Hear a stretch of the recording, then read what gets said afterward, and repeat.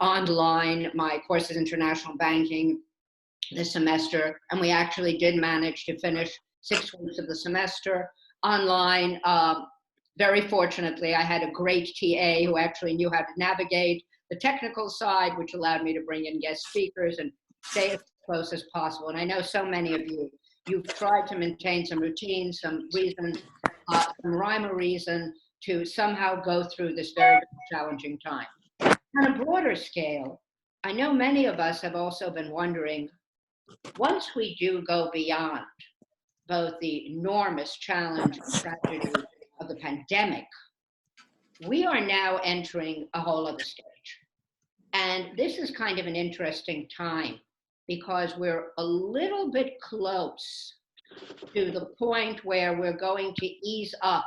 And some of the lockdown, we're going to ease up slowly and very carefully, thanks to New York State Governor Cuomo, of some of the lockdown restrictions. But we are going to be facing, which is rather astonishing, within basically a period of less than 2.5 months, a different world. And that forces us in many ways to think on, as I said, on a broader level, what does this mean? And are we going to be forced to redefine how we work? What sectors are still viable? What sectors are not? How deep has been the injury to economies at large? What has been the broader impact of what has happened when the entire world literally shut down? This is an extraordinary time. And one of the topics that we're starting to think about is a couple of words that have constantly been thrown out, and they're going to tell you a little bit about the history of it just very quickly, are the words globalization and the words capitalism. And these are terms that have almost become cliches. And yet, in reality, every time we reach a point of extreme crises, and we have seen crises before, I think all of us have got through certain, not only personal level, but certainly on the broader geopolitical, geostrategic, economic crises. We've gone through these periods. Whenever we've hit that, what has been very interesting is that has in a way required us to almost redefine certain basic terms. And if we think of globalization and we think of capitalism, and we look back, and I'm going to describe some of this to you, going quite a way back, what is very striking is that it is often the United States and France which actually are at the forefront of presenting different definitions and different visions. And for a long time, France was in a way representative of the larger European zeitgeist in these moments of crises versus the American definition. And I just wanted to remind you of a couple of times and why we now have to think, do these models still hold, or is this something entirely new? And many of you may remember 1967, when Sylvain Schreiber came out with an extraordinary book called Le Défi Américain. And what was Le Défi Américain? It was basically saying, is American version of capitalism, of, in a sense, dominating our entire interpretation of post-war recovery, corporatism, etc., is that the definition we want? Or should we now look and say, we want to keep what works for us, but we don't want that to be necessarily the dominant text. We have another type of definition, and we want to be able to find a way to combine what France stands for, French values, versus what America can bring to the table. Now, what is interesting is every subsequent market and economic crises, or substantial and massive change, strategic change, economic change, this particular argument has come back, and we've each time had to look at the paradigms and say, well, what do we want to keep? What do we really need to change? And if we remember 1987, there was a big market crisis. Right? The markets crashed in the US, then they crashed in Europe, particularly in France got hit. This was under Chirac, who was prime minister under Mitterrand at that time, very pro-American. So it looked like this was the perfect model to follow. when the markets went down, Chirac coined a brilliant phrase, which was called Cowboy Capitalism. This happened, blame the Americans. And wonderful phrase of blaming the American, there they are. For them, it's all the Wild West. They just do what works when they feel like it, don't understand the implications or what may be the ramifications or how this can attack entirely different mindsets of civilization, cowboy capitalism. If we move forward a few years and we go into the huge shift that occurs after 1991, the fall of the Soviet Union, where the term globalization really takes on an entirely different set of meanings.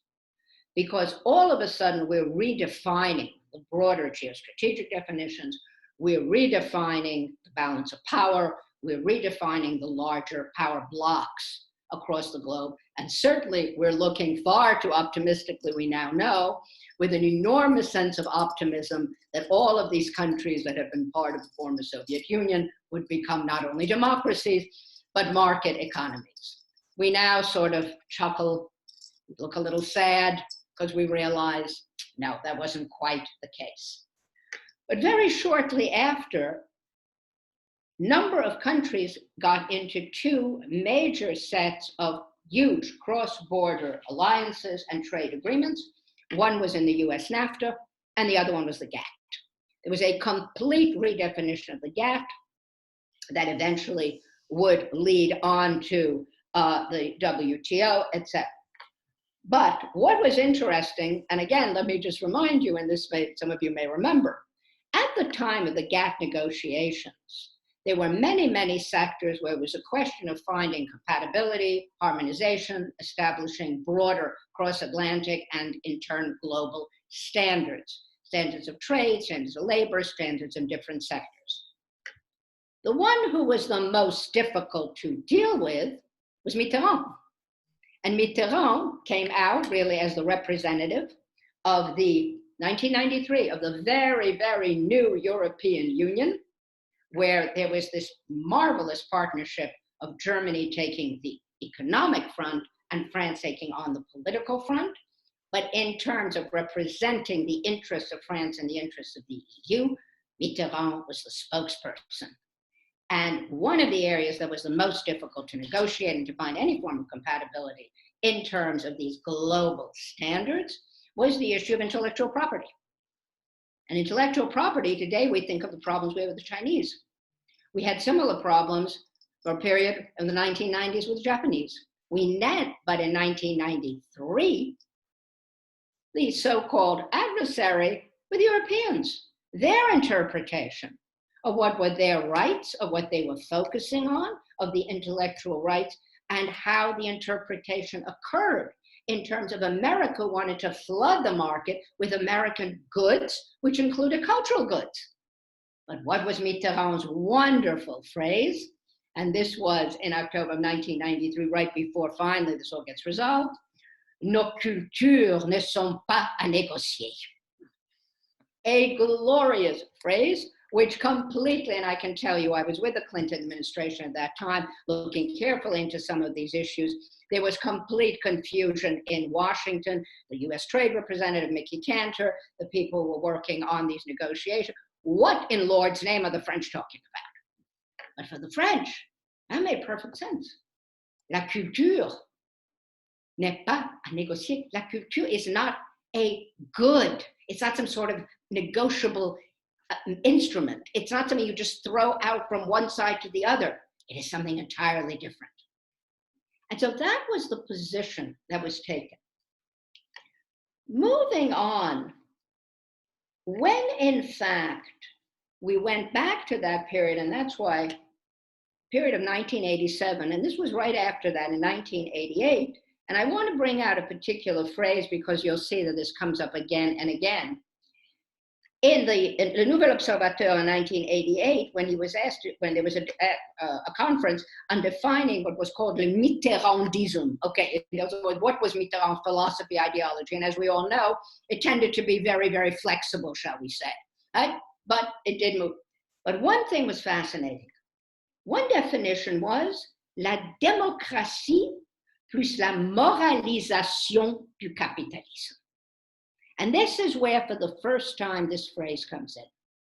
And the reason this is so important is years later, right, in 2009, what did Sarkozy say immediately after the crash and after European countries understood that this was a global problem? The issue that came out was calling for moral capitalism. Le moralisme, in other words, la moralisation du capitalisme. Now, what is so fascinating is Macron's message picks up on that theme of la moralisation, de la globalisation ou de la mondialisation.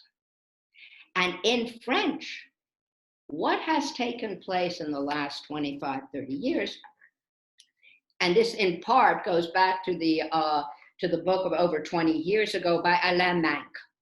And it's Alain Manc, who is a French philosopher, social philosopher, who in fact was an advisor both to Sarkozy and an advisor at the start of Macron's campaign. And it's Manc who came out with this marvelous phrase in his book, la mondialisation heureuse. And charming phrase again, la mondialisation heureuse, which put together two terms that seem a little bizarre because we don't think of globalization as particularly being happy or not happy. We don't attribute these kind of emotional connotations to a geopolitical term. But this had a particular definition for Alain Manc. And what he meant by that was going back to these ideas of moral capitalism, that la mondialisation, yes, it has many, many positive factors. So globalization in and of itself is not negative.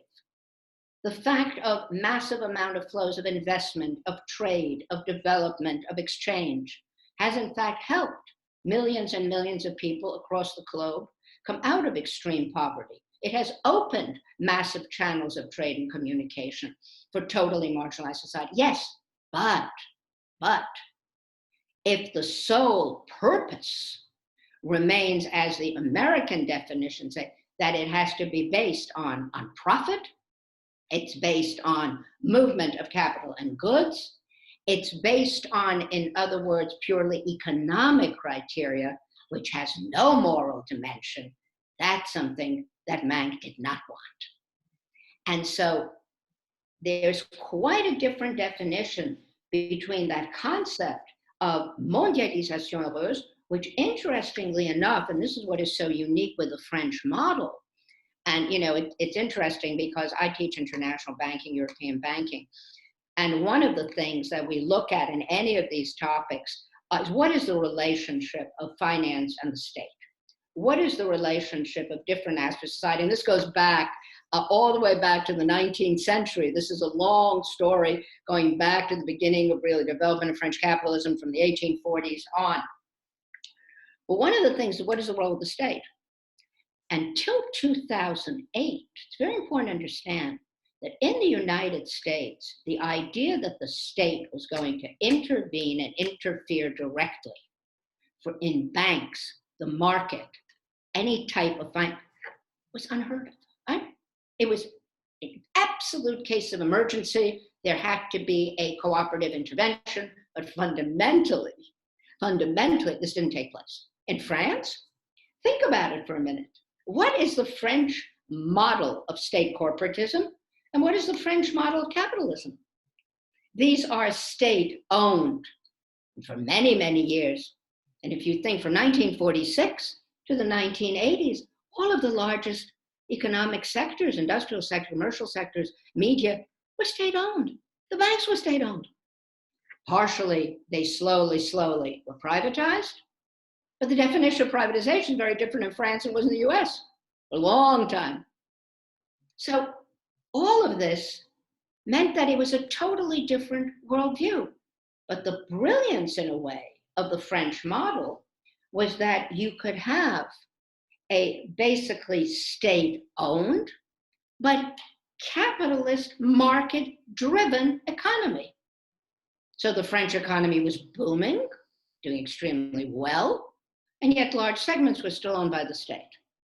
This is a very odd, complex, and unique model, of which parts of have similarities with other countries, but it does stand in a way by itself. What is now so fascinating for us as we look at this, we're headed, and I have to say the same thing basically that I've told my classes another way, and I very much wish that there was some way to make the next year, a year and a half sound better. And I wish there was some way to be a little bit more positive. But I think we have to be pragmatic and we have to be realistic. We are right now in a deep recession. The thing that we are most concerned about, and listening to so many economists talk about this, and economists across the spectrum. At Columbia, we're lucky we have a lot of these Zoom sessions with different members of the faculty, and whether it's Jack Lew, who is Secretary of the Treasury under Obama, whether it's Larry Summers, who is basically Secretary of the Treasury under Clinton, whether it's Glenn Hubbard, who is head of the Columbia University Business School, which is way Republican, all the way across the spectrum of people who are smart and who are knowledgeable and who have huge expertise in this subject. Can we remain in a deep recession and slowly lead us toward recovery? Or are we very much headed down the slope, which can become much worse? We don't know. And so all of the questions of, as we try to get out of this, as we move forward, what is it we want, both commercial entities, economic entities, civil society, the connection between the state and finance, what do we want it to look like? Do we want to just go back to what we have? And in a way, this is I think the naivety is so great that it's beyond foolish. This idea that somehow, beginning of March, we turned off the switch and all we have to do is turn on the switch and everything will be just fine. No, I'm terribly sorry it won't. It won't, because we right now have both, if we just take the US and France, huge, massive levels of unemployment. We have required, just as in 2008, 2009, central banks, the Federal Reserve in the US and the ECB, European Central Bank in the EU, across the EU, and the Bank of England, the Bank of Japan, have had to basically deliver massive, huge, trillion-dollar packages, which are fundamentally bailouts. Bailouts for the banks, in other words, allowing the banks to remain safe and solid, which right now they are, thanks to the regulatory reforms after the last crisis. But what is more significant is the economy at large. And you all know, you're all going through this. Do you apply for a small business loan? Do you wait to get individual checks? What does all this mean? You're now coming up again the nightmare of Washington bureaucracy. How does this all work out? But what has happened behind the scenes is that both Congress, both the treasuries, the central banks have made tremendous, huge commitments. Now, the response to this is all of these countries are going to be hugely indebted. How does that work? What does it mean? Are there high risks of inflation, which were one of the biggest fears of the 1930s? We don't know. Are there mitigating factors? Have we learned a lot of lessons from 2008, 2009? In part, yes. Do we look at a lot of these factors and do we say, okay, then slowly we can still use the fundamental institutions and structures and move out of this? But this is much, much deeper on a more complex level. Do we want to look at capitalism and globalization the way we did in February? Is that the answer? Is simply moving everything toward this vision of profit, of market, of increased growth, maybe that's not the answer at all. And if it's not, in an interesting way, a far larger message of greater solidarity, of greater cooperation, of using all the financial economic instruments at hand, but to actually develop a system that is not that inequitable, that does not only benefit those who have versus those who have not. And what is so interesting, and some of you may have seen it, and because I found this very striking, I was starting to look into this topic. Just on April 17th, the Financial Times, and I don't know if many of you still get the Times, or if you have a chance to see Financial Times. Financial Times had a marvelous long interview with Macron. And they had a long interview with Macron called Thinking the Unthinkable. And as you know, Macron, being very, very, well, first of all, being quite brilliant, being very knowledgeable of history, but also being very pragmatic. And the leaders, Merkel, Macron, the ones who have been the most honest, the most pragmatic, and since in the US we're lucky with our governors, are the ones who are willing to say, in many ways, this is what Macron called an existential event, and an event which will require massive transformation. And according to him, how do we transform capitalism, and what direction does it take? And what does that mean for what we call this broad category of globalization? Macron came out with an interesting comment, and I quote, "We are at the moment of truth, which is to decide whether the European Union is a political project or just a market project." And if we break this down, what do we mean by that? Again, are we looking at entities as a broader and political, and really the very, very specific sense, almost the semantic sense about the polity, the body politic, and the body politic as a larger concept requiring a lot more cooperation, a lot more coordination, and a lot more what he calls solidarity? Or a market project, either Europe or the US, we go back to the American definition of both capitalism and globalization. We go back to individuals, we go back corporation, we go back to pure profit-centric versus, in a way, people-centric. And this is a tremendous different mentality. This isn't going to happen overnight. And the question is, how do we define it and where do we go with it? Now, as many of you know, for Europe, that has always, in a way, been a fascinating conundrum. It's been sort of the paradox. Every single time Europe, and again, often led by France on the political side, has made a major step toward enlargement, toward deepening, toward more unification, toward major decisions of which sectors around the world do they or do they not specifically favor as trade partners. The question has been, it's an economic rationale, but dependent on political will. And so these two factors. French American. Excuse me? I'm sorry, we seem to have an interruption. Yeah, that's okay. I muted, it's okay. Okay, thank you. Sorry, not long, because then I do want to get more, I want to put in more questions. I just want to make a few more comments. So one decision, and if I've mentioned everything about France and about the French interpretation, let me just also mention a different kind of American interpretation. And this one is from Henry Paulson. And Paulson, you may remember, was Secretary of the Treasury under Bush when the crisis occurred. But he has done some outstanding work, including writing a really fascinating book about the crisis of 2008, 2009, along with Bernanke, and guys called Firefighting. This is exactly what it was then, and it's far worse now in terms of the conflagration we're facing. And for Paulson, he said, save globalization to secure the future.